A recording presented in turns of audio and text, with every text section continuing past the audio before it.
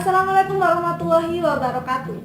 Perkenalkan, nama saya Kiki Alfionita dari jurusan Komunikasi Penyiaran Islam semester 6, Fakultas Usuluddin dan Ilmu Sosial di IAIN Kediri. Nah, kali ini saya akan mempresentasikan tugas UAS dari mata kuliah PMDI atau Pemikiran Modern dalam Islam yang dibimbing oleh Bapak Abdul Mujib selaku dosen dari mata kuliah PMDI. Nah teman-teman, kali ini saya akan menjelaskan seorang tokoh yang memiliki pemikiran pembaruan dalam modernisasi Islam, yaitu beliau adalah Muhammad Abduh.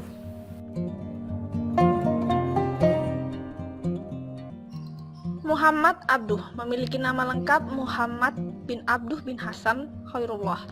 Beliau lahir di keluarga petani pada tahun 1849 Masehi atau 1266 Hijriah di suatu desa di Mesir Hilir.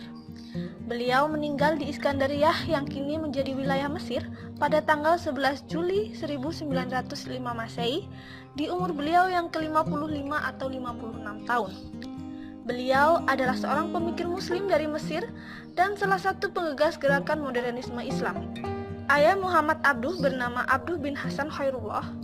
Ia mempunyai silsilah keturunan dari bangsa Turki yang telah lama tinggal di Mesir, sedangkan ibu Muhammad Abduh bernama Junainah.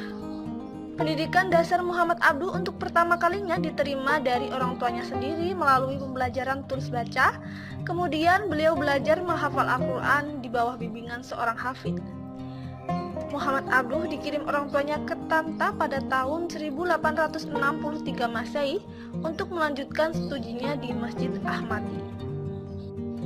Ia belajar tentang filsafat dan logika di Universitas Al-Azhar Kairo dan juga menjadi murid seorang Jamaluddin Al-Afghani, seorang filosof dan pembaruan yang mengusung gerakan pan-Islamisme untuk menentang penjajahan Eropa di negara-negara Asia dan Afrika.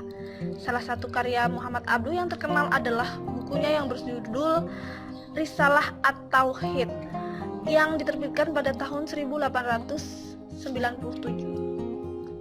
Pemikirannya mengenai pendidikan sangatlah strategis dan sistematis. Ditunjukkan kepada Universitas Al-Azhar, kurikulumnya harus dirubah karena ilmu pengetahuan yang umum itu penting dan juga harus diperbarui dan dipelajari. Pemikirannya banyak terinspirasi dari Ibnu Taimiyah dan pemikirannya banyak menginspirasi organisasi Islam, salah satunya adalah Muhammadiyah, karena beliau berpendapat bahwa Islam akan maju bila umatnya mau belajar dan tidak hanya ilmu agama saja, tetapi juga ilmu sains.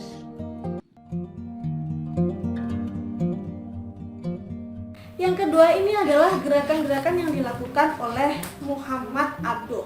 Jadi gerakan beliau ini dipelopori karena beliau menganggap pada saat itu di Mesir itu orang-orang ini mengalami kemunduran dalam bidang politik, sosial maupun keagamaan.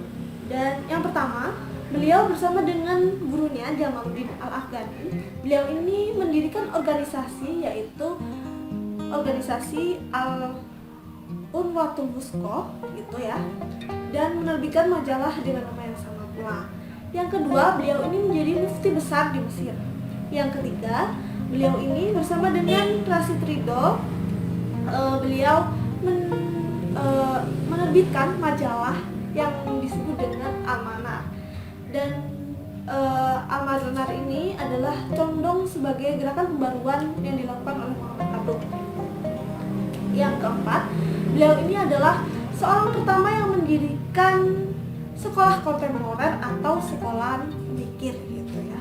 Yang kelima, beliau menggagas atau memiliki gagasan dan menggerakkan suatu pemikiran bahwa di Mesir itu bukan hanya menghafal saja, tapi juga harus ada rasionalisasi atau pemahaman atau telaah tentang materi-materi itu ya. Ini adalah pemikiran dan pembaruan yang dilakukan oleh Muhammad Abduh. Yang pertama, pemikirannya tentang keagamaan. Jadi beliau ini memiliki pemikiran bahwa pada saat itu umat Islam atau agama Islam ini mengalami kemunduran karena umat Islam itu sendiri, karena dirasa bahwa umat Islam ini beku dalam memahami agama Islam itu sendiri gitu teman-teman. Jadi beliau ini juga menerbitkan majalah Al-Manar yang dirasa beliau ini bisa mencerahkan kembali pemikiran umat Islam gitu.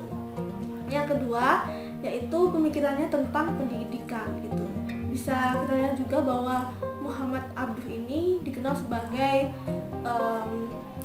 pengajar gitu ya, seorang pengajar, dan beliau ini juga memiliki pemikiran bahwa pembelajaran itu bukan hanya menghafal saja, tapi juga harus adanya rasionalisasi atau penjelasan gitu, dan memiliki tujuan dalam dimana kalau pendidikan ini sudah baik bisa memperbaiki akidah atau kesalahan yang timbul dalam memahami tersebut, ada masalah yang sedang terjadi tersebut gitu ya. Dan yang ketiga, beliau ini adalah memiliki pembaruan dalam politik gitu ya. Pembaruan dalam politiknya ini, beliau itu ikut juga dalam majelis syuro gitu, dan beliau juga memiliki pemikiran bahwa pembaruan bahwa